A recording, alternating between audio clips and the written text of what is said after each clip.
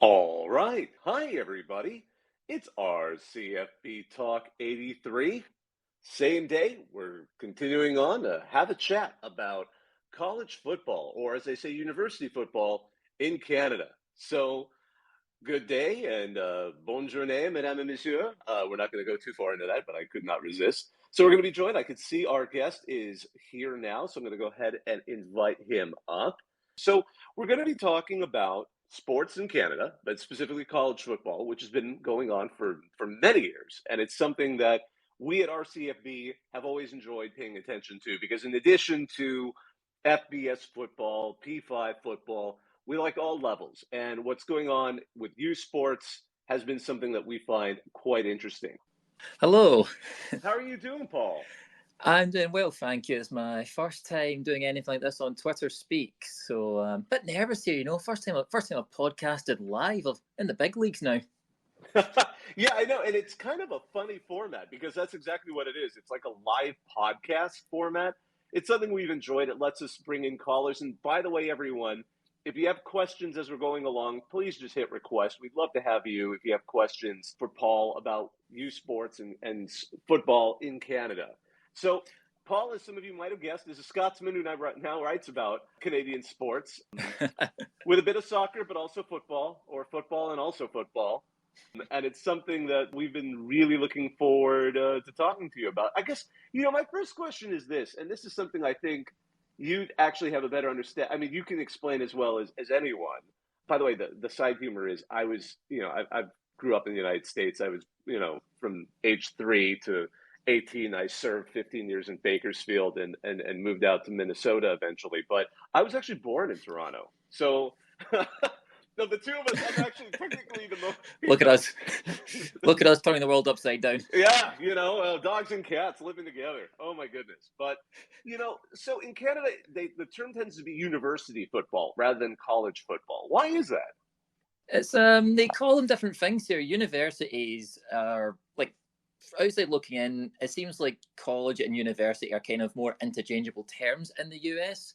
Whereas, I know in the UK, they're much more different things. I believe it's the same in Canada as well. When it comes to football as well, when university sports, it tends to be like there's only about 27 schools that do it, and it's like the bigger schools. So you wouldn't really get like a small college in like Manitoba or something having like a U Sports football team or something.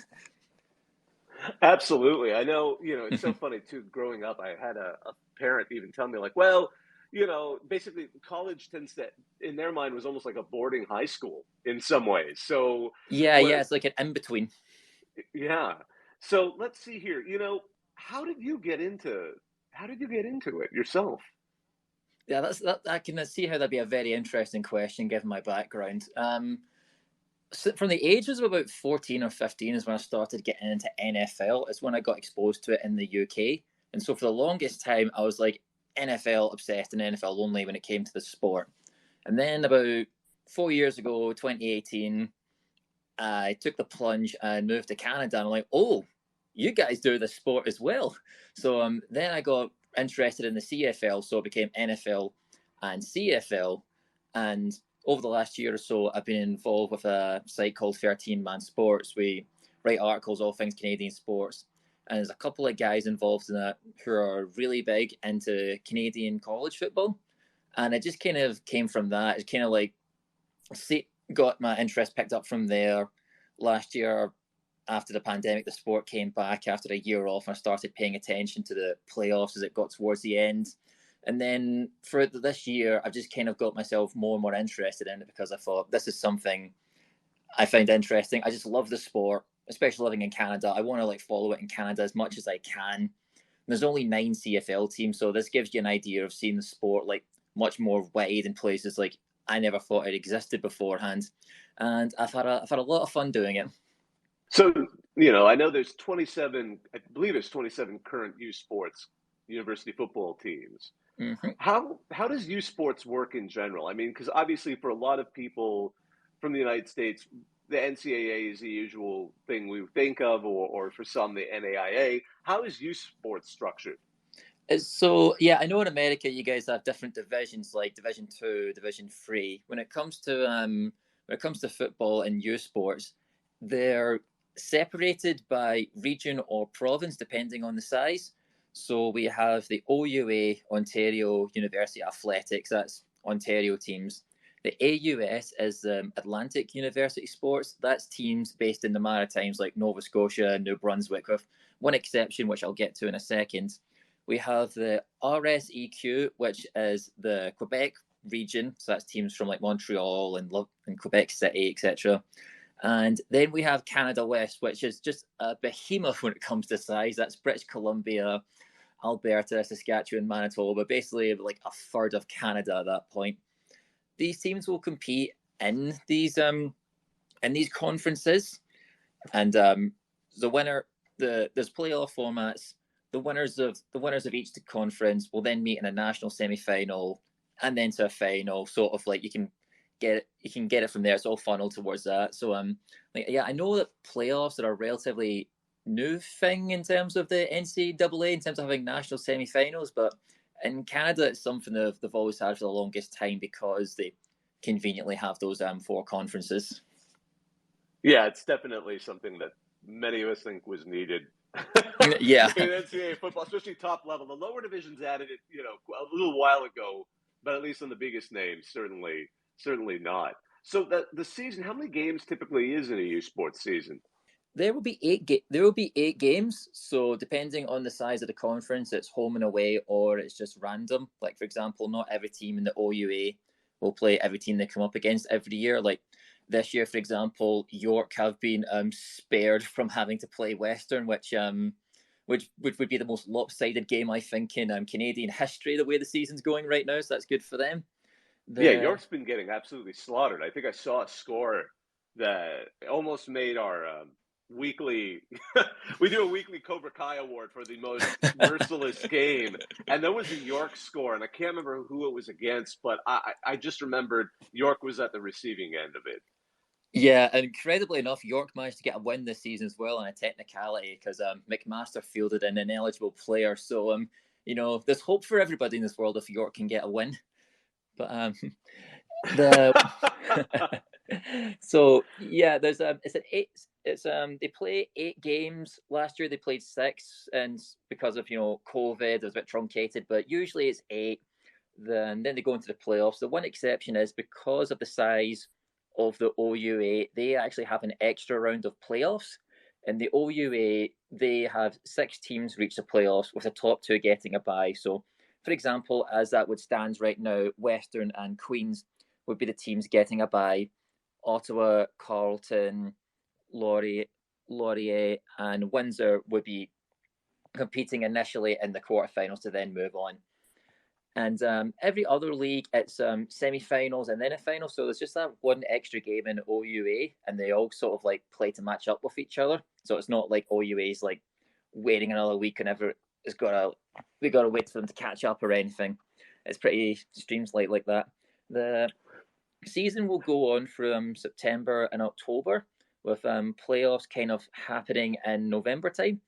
The Vanier Cup, which is what the national championship, that takes place sometime around mid-November. By the way, I just looked up that game, and I think it wasn't a high score. It was just a funny score because McMaster and York, as we said, the game ended up going to York because of an ineligible player, which I should get to that right after this. But, the final score, well, the teams scored 40 points between them, but McMaster scored 39 of the points, which I assume means York had a rouge. Oh yes, I guess that's something I should go on to explain as well. So might as well. Let's hit rouge. Tell us about the rouge. I love the rouge just because it's kind of pointless but somehow amazing. The rouge is basically, it's to encourage teams to like basically run with the ball from punts and kick returns. If the ball is if you take the ball and you take a knee basically in the ground, or the ball is stopped dead in the end zone, so like if the ball is stopped dead in the end zone, it's a rouge. And this can happen on field goals as well. So like, you've had examples in Canada, like say the score is 14 each, a team lines up for a field goal. Even if they miss the field goal, you got to get that ball out of your end zone, because if you're tackled or the play is called dead in the end zone, they'll get the point. So you'll have teams like a field goal's missed, and then they have to kick the ball out the end zone, and then the other team will try and kick the ball back in the end zone at the end, because at one point is what's going to decide the game in that instance. It's some of the most chaotic stuff you'll ever see on a football field when it happens. I imagine, and kind of as I mentioned, with McMaster's having to forfeit the game, one thing that struck me paying attention, I started paying attention to youth sports lightly, I would say, but with enough familiarity to kind of get more into it. I noticed they are way more tough on ineligible players. I've seen several teams just suddenly wipe out their seasons or wipe out. There was a year in Atlantic University sport where I swear, like, everything just suddenly shifted midway through the season, and I can't remember which team it was, but they had an ineligible player. What are the reasons that usually comes up in Canada? I think it's just the big thing that sort of lifted it open was about 10 years ago or so, or just over that. There's the Waterloo Warriors. They had a huge scandal. I can't remember how many of them, but like it was coming out more and more and more that these players were taking like performance enhancing drugs, and like they completely threw the book at them. They in Canada, it's much more, let's say, student athlete, with the emphasis on student ahead of athlete. So like sort of cheating at this, the cheating and like trying to gain these advantages is much more frowned. I'm not saying it's not frowned upon in the NCAA. I couldn't comment on that, but it's something that they do want to pay a big attention. They do pay a huge attention to in Canada in that sense. But yeah, you're right. It seems to happen almost all the time. You think that I think they get some admin. You think they're teaching that the first day in the job when they get the admin stuff in? So you talked a bit about the playoffs. So I know there are the two semifinals between the champions of the four major conferences, and those are the Mitchell and the UTEC Bowl. Am I correct?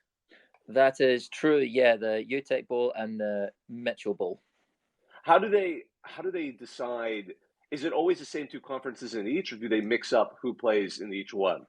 It'll mix up all the time. So, for example, this year the UTEC Bowl will be between the winner of the AUS and Can West. So, say hypothetically, just based on the standings right now, that'll be the St. Francis Xavier X-Men, best name in the league, taking Absolutely. on the Saskatchewan Huskies, like just based off the standings. And the Mitchell Bowl right now looks set to be RSEQ versus OUA. So hypothetically, that's a Montreal Carabins hosting the Western Mustangs. But last year, for example, the winners of the OUA hosted the winners of the AUS. Forgive me, I can't remember which bowl it was, and at the same time, the RSEQ hosted Can West, and it'll change every year. So every year, a different conference winner will play a different conference winner, and they have the chance to host or like be away. Like, so it's never the same like arrangement 2 seasons in a row. I have to just interject right here, only because we talked about the X-Men. I agree. They were actually, I think, one of the reasons why I even became aware of youth sports. We were looking to build out our logos, and I figured let's build an alphabet and out of logos. And I was trying to figure out who could we use for the letter X, who played football, because there's a couple of colleges in the U.S., but they don't play football. They're basketball programs. And then that's when I found St. FX, and I'm like, oh, look at this. And they're the X-Men. How incredible is that? It's amazing. And then from there, I found other teams like the Dinos, the Calgary Dinos, which I actually wanted to ask about. What's going on there? They're usually a really strong team, and last I checked, they're winless. It's shocking for me as well to see. Like, yeah, in 2019, they won the Vanier Cup. They won the last Vanier Cup before COVID came and postponed the season. They've been competitive in a couple of the games. Like they only lost to Regina by 8 points. They lost to Alberta by 11 points, but against Saskatchewan and Manitoba, they got completely destroyed. I think they've had a lot of turnover since 2019, and the losing the COVID season didn't help as well. Like there's players who would have been able to play there that didn't play, or people who needed the development who haven't had to have the development. I think it's just a team in a rebuilding mode right now. It's strange seeing them this slow down. Typically, they'd be up there with Saskatchewan in terms of competing for the Hardy Cup in the Canada West. They were poor last year as well, so the rebuild's been really harsh on them. It's one to look out for next year. Last year they had a lot of offensive firepower, particularly out wide. They had the Philpott twins, who have both gone on to like get drafted into the CFL. That might be covering some of the cracks, but yeah, I'll just have to wait and see because it's not been a good season for them. They've got UBC coming up, who are sitting at 1-3. I imagine like they'll be targeting that as a game to win, but like looks like it's going to be a long season for them. Bringing up UBC, because I remember the Thunderbirds, and that made me realize I've actually paid attention to youth sports for even longer. They had that great year in 2015 where they were able to make it all the way through and take the Vineyard Cup and the championship.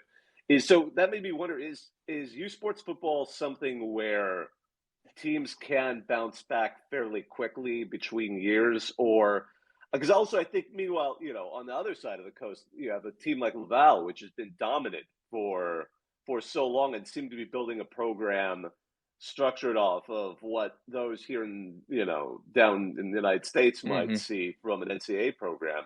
So is it possible for teams to have some wild swings for a year where they're just terrible to a year that they somehow make a run at the national championship in Canada, or is that more atypical? There's a little bit of like there's tiers to it. Like you're right, Laval are like one of the big teams, but so are Western and Montreal. So like it depends on the conference. And the RSEQ, like Laval have just been like the evil empire of the RSEQ ever since their inception, pretty much. Montreal have came into it since about 2014. 2014 was the first time they defeated Laval in the Dunsmore Cup, which is a trophy given to the RSEQ conference winner. Since then, including 2014, they've won 4 Dunsmore Cup, so it's a lot more competitive now, but it's just went from a monopoly into a duopoly. Like both these teams basically hammer the opposition, McGill, Concordia, and Sherbrooke. There'll be occasional wins, but those two teams are just too dominant for them to break that glass ceiling. The OUA, like Western, are like just as good. Like they've been there since 1929. They've been like an outstanding team like forever, and they bring the best out of OUA teams. Like if you're gonna win the Yates Cup, which is the OUA trophy, you got to go through Western. So you have a standard to get to. So you get teams every once in a while, like Queens right now are doing well, McMaster, Guelph, like they'll be able to compete at that level against them. And the biggest example, I guess, of like a quick turnaround, because all it can take is just like the right key player. We were talking about the Waterloo Warriors earlier, and their program was decimated after their drug scandal. Like they went winless for years. Their rivalry against their cross-city rivals, Wilfrid Laurier Golden Hawks, was a joke. And I don't know if you're too familiar with a quarterback called Trey Ford. He joined Waterloo in about 2017, I believe it was. And they almost sort of transformed overnight. They were winning games. They were beating Wilfrid. They were getting to playoffs and winning playoffs. So it can be done. You look at Alberta as well, back out west, Alberta Golden Bears.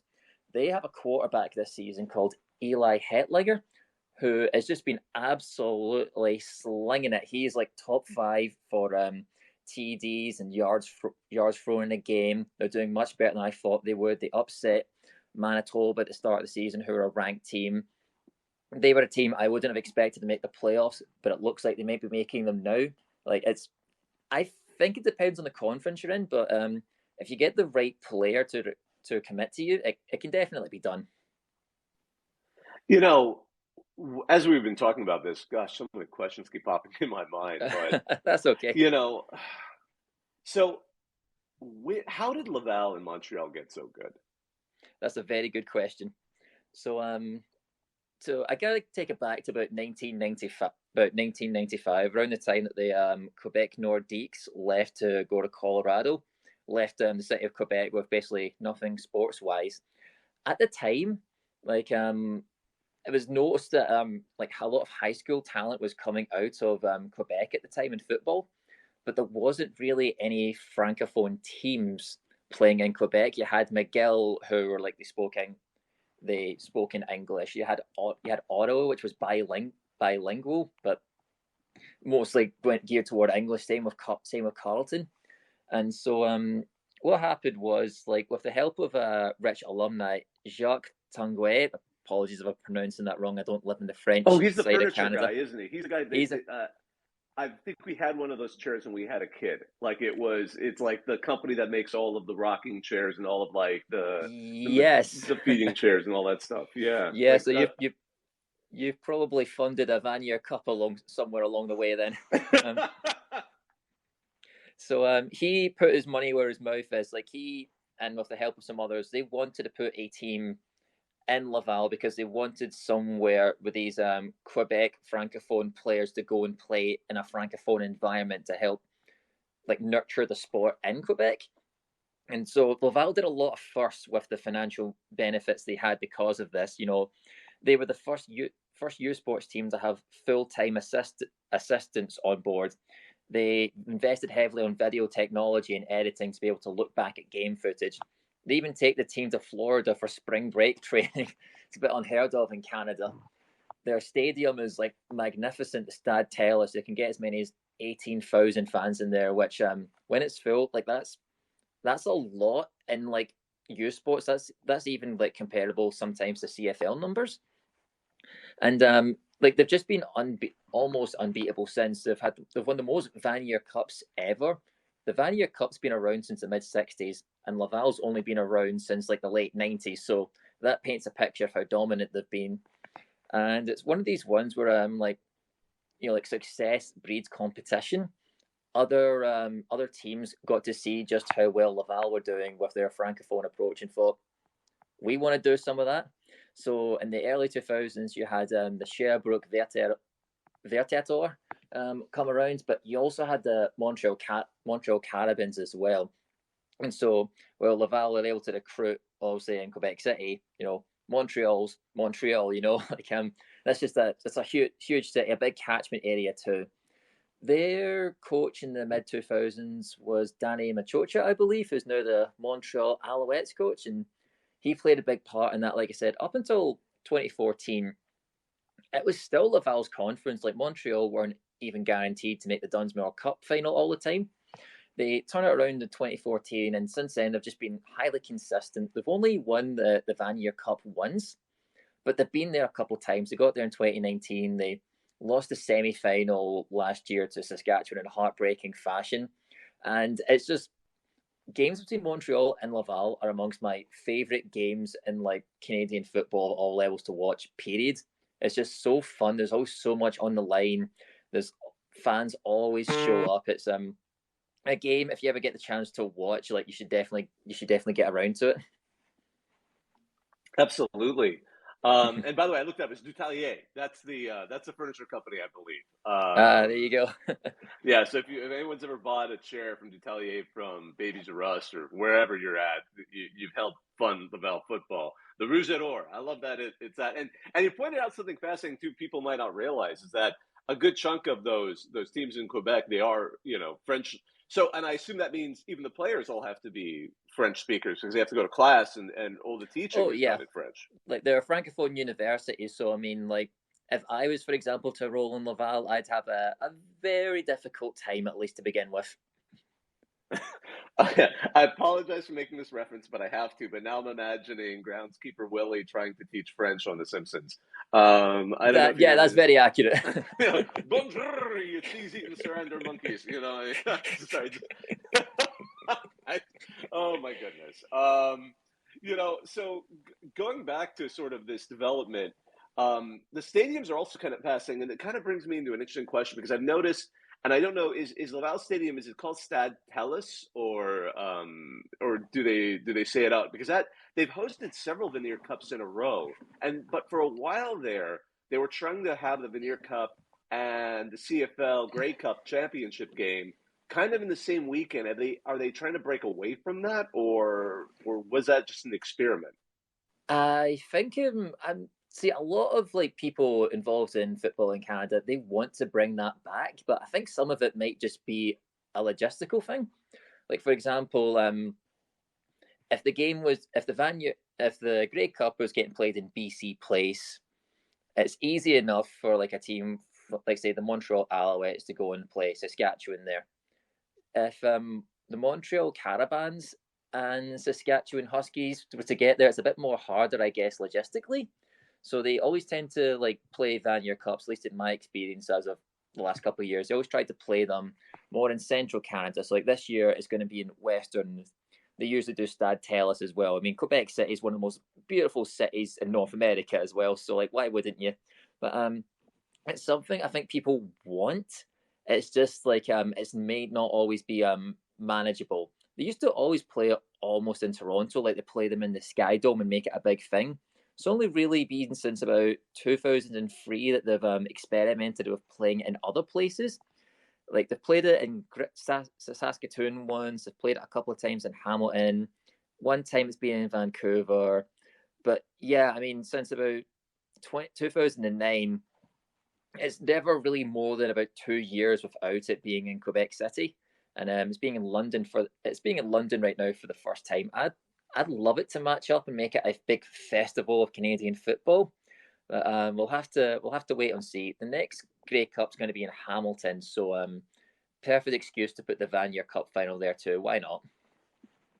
For those who are listening, they may not be familiar that early in the years of the Grey Cup, it was open to just any team in Canada. Oh So, yes, the Varsity Blues of Toronto actually, I believe, won the first three, or at least the first couple of them. And I don't know if they'll ever play for another championship again. I don't know. Maybe you can explain that to me, because the University of Toronto, it's a prestigious university, and like many of these. And by the way, for those who love their trivia, McGill, for example, is one of the teams that started college football, period, or football before there was ever a pro league. I mean, yes, they against were, Harvard or Yale. yeah, with Harvard, and they've made claims to say they invented the sport, although I do believe Rutgers and Princeton can lay claim to that. I think the definition then becomes, what Rutgers and Princeton played wasn't really what we consider football now. So the way McGill, I believe, angles it is, by the time they got it and they were playing it, it was closer to what we have now.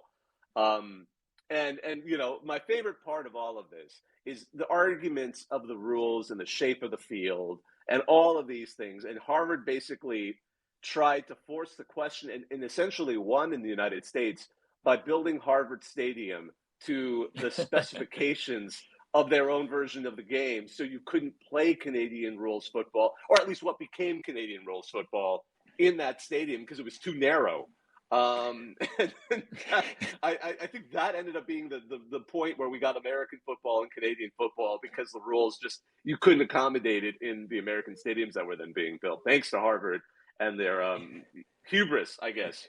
But what happened to you, Toronto? I think now that's, I kind of, after seeing all that, I really want to, what happened to them? Like so Toronto have been there from the beginning, and from the beginning there wasn't that many teams. So like for the longest time they were competing just against Queens, McGill, and Western. And when you're playing those like smaller leagues, you're bound to like win eventually, right? I mean, look at the Leafs. Like that's when they used to win Stanley Cups when there wasn't that many teams there.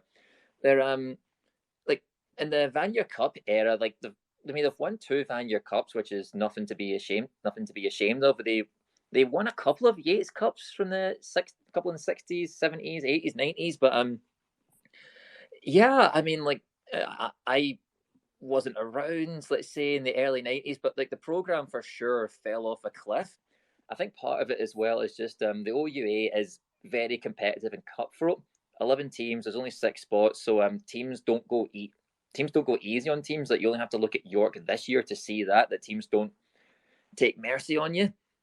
From 2002 to 2008, they didn't win a single game. They last year was the first time they made the playoffs. Like this millennium, the program is getting turned around. They had a surprising win earlier on this year against Carlton Ravens. They've defeated York. They were a lot more competitive against a very good Queen's side that people thought they would be. So there's definitely hope that they're turning things around there. It is a shame because, like I said, it's a very historical program. Like they've won 4 Grey Cups. The Saskatchewan Roughriders have won 4 Grey Cups. Like they're just as good as them. And I'd love to see Toronto getting good. I'd love to see Toronto and York getting good again. Just like it's a city that's kind of been football deprived in that sense, and it'd be great for youth sports as a whole. I can't really put my finger on something that like caused it to crash, but Yeah, playing in a really competitive OUA certainly doesn't help when you have the likes of Western, Queens, Laurier, McMaster all like at your throat every year. So one thing I did observe when I started paying attention to, especially playoff football in Canada, is for a while there it seemed whatever team got the AUS champion had a almost a walkover win in a Yeah, semifinal. I mean, I still remember when Laval crushed Santa FX, like it was like 63-0. You're kind of like, okay, so there's an FCS opponent heading into the playoffs. I mean, to be fair, and we follow college football everywhere. In Japan, you see the same thing. They have a playoff. There's really only two real conferences, and then the other little conferences join in. So it turns into, not to be cliche, but it literally turns into two, like Godzilla and Rodan just running through all these little guys, and then they play in the championship game in Japan every year. They kind of still go through the motions, but for Canada, I mean, it's weird to see at times there's three strong conferences in 1 week. Has there been any bounce back for that conference, or was that something that has been endemic? it's actually relatively new. So is in 2007, that was the last time that an AUS team made the Vanier Cup. That was the St Mary's Huskies, and the St Mary's Huskies actually, for like a lot of the 2000s, were a very competitive team. They won the Vanier Cup in 2001, 2002. They made it in 2003 and 2007. So like, I guess you can make the argument that they were propping the AUS up in those years. Like they're making it look better than they were. But I mean, like, other teams from the AUS were winning the Vanier Cup like as well. Like I don't know what why it stopped. I think it was a case of St Mary's honestly like propping it up as in the 2000s. A big part of it is like you only just have to look at the geopolitical makeup of Canada. Like of the four regions, AUS is the one with by far the lowest population density. So like off the bat, you have there's not as much room for recruitment there, and it's hard to compete against those bigger teams in Toronto or Montreal. Like you're a kid like leaving home for the first time, you get that chance like, oh, where do you want to, like from Nova Scotia, do you want to stay here or do you want to go over to Ontario or Montreal? You're like, yeah, let's go somewhere afar. A lot of the coaches in recent years as well kind of get nabbed as well. Like there was a promising coach in the AUS who's now with Queens.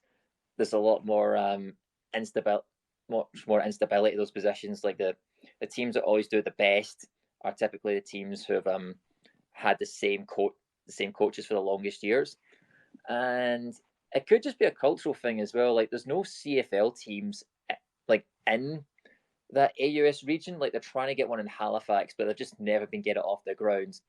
Where there's like you can CFL teams all over Quebec, Ontario, and Canada West. So there's much more of a footballing sense there. Like the biggest stadium in AUS is like nothing compared to the biggest stadiums in OUA, RSAQ, and Canada West, especially Canada West, because some of their teams use CFL stadiums.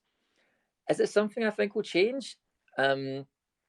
Maybe not in the short run. St. Francis X-Men looks like the cream of the crop in that conference now. But last year they played Western in the semi-final, and they got completely obliterated. It was basically a glorified bye, and I'm not really sure how sustainable that is because you're like a team that plays the AUS. It's a bit of a dirty thing to talk about at the higher level, but like it is effectively a bye at this point. And so I don't know what the alternative is there, whether you merge the AUS with RSEQ or get like the next best team or something to play the AUS winner before the semi-final. But in an ideal world, I'd like to see them get to that level again, but it's just I don't see it in the near future. I know obviously, as you said, you didn't grow up in Canada and go through the process of, what have anyone know anyone who necessarily went through the process of recruitment. But how do teams in these university football programs build their talent pool? How are they recruiting? Or at least what do you know? I mean, is this something where, because occasionally we'll see some college prospects, some university prospects in the United States who came out of Canada. And we presume they're really good if they got the attention of whatever university, usually typically northern universities, have attracted them. But how do they build and how do they recruit? Yeah, that's a very good question for someone who went to high school in Scotland to try to answer. But I know, like, in terms of recruitment tool, that's a big part of why Simon Fraser Red Leafs are in the NCAA. They wanted to try and pin themselves as the Canada's team in the NCAA as, like, you know, a tool to get like players in the NCAA. You get American eyes on you, American scouts, increase your chance of reaching the NFL because you can make the NFL from U Sports. There's a couple of players who have done it before. Yeah, typically there was that gentleman from McGill, I believe, who was a doctor who was Laurent Duvernay-Tardif. Yes. Yeah, he's probably like he's a poster child, I guess. Like I said, he played for McGill. His entire background, he's a poster child for any category he fits in. Oh, yeah. Just one of these guys probably just wakes up and like puts his mind to something and just does it. One of those ones.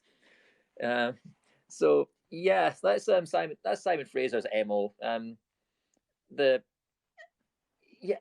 sorry. Like, I went to school in Scotland, so I'm not really sure. I have another question for you. Let me follow up on this. So one thing Canada has is, major football league, and and also, and I don't know if that's related to the amateur football in Canada. Is that something that attracts potential people who might go? And how does it relate to youth sports? Are you allowed to participate in both, or is that a no-go? It depends on the sport. So when it comes to football, like, you can't play CFL and youth sports at the same time. You have to be drafted and like move up like in the NFL. But I know when it comes to soccer, what they do with youth sports, they have like a deal with the CPL. So you get drafted by a CPL team, and you can play for the CPL team during the summer, like effectively during the months where you're not at college. But when college comes around, you go back to your youth sports team. So, for example, there's a player called Colin Gander who I believe he goes to the University of Guelph, and he was drafted by the Halifax Wanderers. So he played for the Halifax Wanderers in the summer months. Comes to August, end of August, he's going to leave Halifax Wanderers, his professional team, to go back to his youth sports team. And then when he's finished at college, Halifax has the rights for him, like, to be able to keep him signed on as a player. The real poster boy for that, I guess, would be because the CPL is relatively new. It's only been around since 2019. That pathway sort of thing. Joel Waterman went from youth sports to CPL to MLS to the Canadian national team, so that's pretty fun. But I do know that I'm Canadian junior football, so that's like somewhere, I guess, between like youth sports and CFL. Maybe it's like it's like a semi-professional league. You're allowed to play in the Canadian Junior Football League and be youth sports because the seasons don't cross paths. The Canadian Junior Football League's in the summer, and the youth sports is obviously in the fall months. That's another reason why the AUS struggles as well, because they don't have a Canadian Junior Football League team. That's fascinating. I couldn't imagine what that would be like in the US if you had players who could go compete basically year-round in football. Basically, yeah. Yeah, and because it's like a minor league almost. I mean, I don't know if, obviously, that there's a lot of nuance to calling it a minor league, but it's fascinating to see, because I remember years ago reading that there was a player, and somebody was trying to explain to me why Calgary that year was doing so well. It's like, well, their guy, he had a great season in what must have been this junior football league.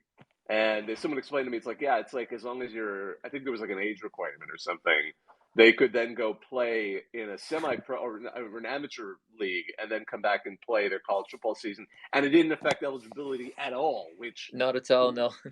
That's... Can you imagine that? I couldn't imagine what that would be like if we're here in the United States. That would be an utterly fascinating aspect to it. You touched on Simon Fraser because they're an interesting program. I know years ago they were NAIA, which... has always had kind of a little bit more open rules in terms of qualifications, while the NCAA for the longest time didn't allow anyone who wasn't you had to be in a United States-based university until Simon Fraser got an exception, and they sort of did a test run with them. So they were in U Sports because U Sports changed names not all that long ago. It used to be CIS, I believe it was Collegiate Inter something. Oh gosh, I forgot what it was. I've got it for you if you want to give it a try, and I can tell you. Yeah. So Canadian Inter-University Sports. That was it. Yeah, I remember because it threw me off because the C, being from the United States, you assume it's college, but yeah, it was Canadian Inter-University because again, as we went over that, university college tends to blur a line especially in the Commonwealth, not to say just Canada. So they tend to stick with the word university. So that was it, Canadian Inter-University Sport. But so then Simon Fraser journeyed out and into the NCAA, and they've had, as a D2 school, middling success. But part of the thing I found fascinating was they're going to bring back the Shrum Bowl. Could you tell us about that? Oh yes, this is a lot of fun. So Simon Fraser are based in BC in the sort of Vancouver metro area, and that's obviously where the UBC, University of British Columbia Thunderbirds are. And they'll play each other somewhat every couple of years when they can. Like I think the first one of these they did was in the 60s. Do them throughout every couple of years, and they'd always switch the rules. So like one year they'd be playing with American rules, the other they'd be playing with the Canadian rules. So like all through the 70s, 80s, 90s, up into the 2000s, and when the two teams got put into U Sports together, and they'd play off in the Shrum Bowl. It'd either be held in Terry Fox Field or Thunderbird Stadium. And the record's pretty close. SFU have won 17 games. UBC have won 15, and with one game being tied. The reason it's coming back now, because it hasn't been played since 2010, a big part of it is to do with the BC Lions CFL team. Their owner is really keen on building BC Lions as part of the fabric in Vancouver. It's a team that desperately needs to grow its market more. And so they've put money towards basically putting this game on between Simon Fraser and the UBC Thunderbirds. It's going to be played on December 2nd, so it'll be after both teams' seasons are done, so it doesn't interfere in any way. And it's going to be played with American rules at Terry Fox Field, and the hope is to bring it back in 2023 as well with Canadian rules. So I almost find it almost like a sort of like battle between Canadian and American rules, to like see which is kind of better in a way at that level. I don't really think I can't imagine anything else like it. I've never known games like this before where they'll like switch between American and Canadian games like in the series. Usually it's just, Canada, Canadian rules, American rules. So this is very unique in that sense. If they really wanted to make it chaotic, they should flip a coin before the game on which rules they're going to actually use. I'd be down for that. Oh goodness. We've touched a little bit about some of these rivalries. I know Ottawa Carleton is coming up. Can you tell us about this game? I know this is a visual podcast, but I'm rubbing my hands right now talking about this one. The Panda game goes back to the 50s, and it's basically the closest thing Canada has to a big Division 1 NCAA American atmosphere and spectacle. The game is always played at TD Place Stadium, otherwise known as Lansdowne Park in Ottawa. It's always full. So roughly about 25,000 fans are there. To put that in some context, like the higher end of the average you'll usually get in U Sports attendance-wise, maybe about 7,000, with Laval being an outlier, getting about 10,000 plus. But this game always sells out, and it's always very, very, very, very rowdy. It's like something of American Pie. It's just like everyone's completely wasted and drunk. It's all young people just having utter chaos. Like there'll be Ottawa basically gets turned upside down on game night with police. I just want to add, because when I was looking up to this week's game, I just wanted to add, there's a Canadian Broadcasting Company, CBC headline, police to ramp up presence at Panda game with aim to prevent chaos. That is the actual headline. But I just keep going. I just wanted to add that to your conversation. Yeah, I was gonna mention that there. Like, so they're really trying to tone that down. But like this game has like it does have notorious history with things things like that. I think the most notorious thing was like at some point in the mid-80s, the concourse that a couple of fans were leaning against actually kind of like fell off, and they fell onto the field where they were getting worked on. The opposition fans were throwing like beer and stuff at them. It nearly killed the game essentially. And it's always a tradition where the fans will always run onto the field when the game is done, like the winning team. In 2014, I think it was. So Carlton's football program was shut down from 1998 to 2013, and they hadn't beaten Ottawa in about 20 years at this point. They were losing really late on. Like they had one last drive to get like, I don't know, a touchdown to win the game, and 60-yard Hail Mary. Ball gets thrown by the backup QB because he has the cannon arm compared to the normal QB. Ball goes to an Ottawa corner. He goes to intercept it. It tips off him into the hands of the Carlton player, who runs it in for a touchdown. And everyone's going mental. The game doesn't even technically finish. Like they're still going to kick the extra point, but they never kicked the extra point just because like there was too many fans on the field. Everything was going wild. I'm pretty sure people were trying to like shake the goalposts off, and take bits of the goalposts home with them. The city of Ottawa basically turns into like a big party for young people when the Panda Game's going on. That is awesome. I mean, and Ottawa's not a small town. I've been there. It's I mean, obviously it's the capital of the country, but I mean, it's a big city to suddenly have. And they love their football there.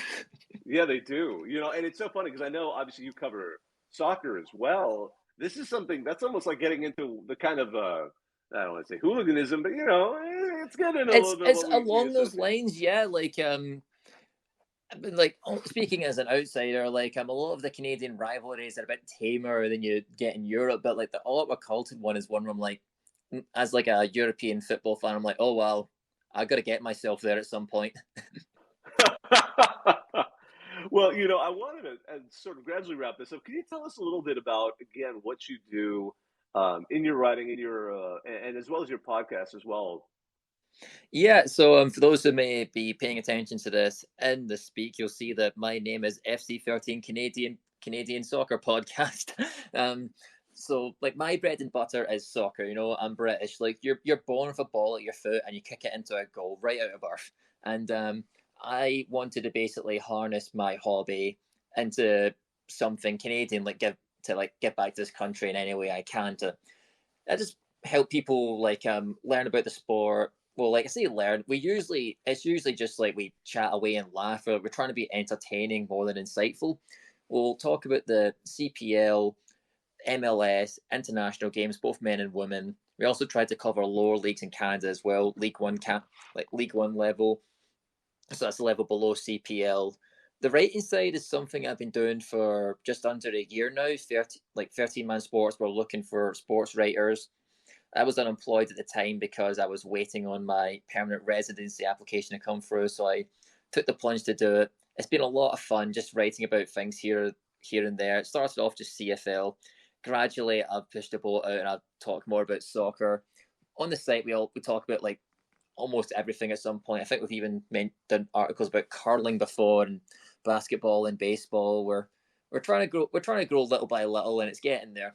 And we're all looking forward to the World Cup.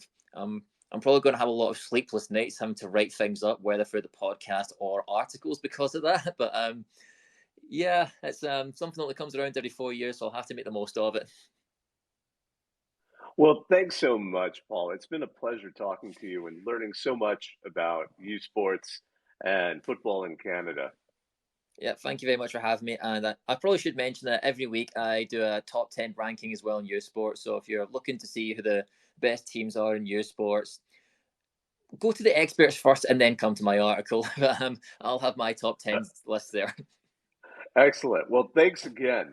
And thanks to all of you who listened. This was our CFB Talk 83. My name is Bob Ekayeri. We had Paul to talk about football, university football in Canada. Thank you all for listening. Now I'm hang up and listen.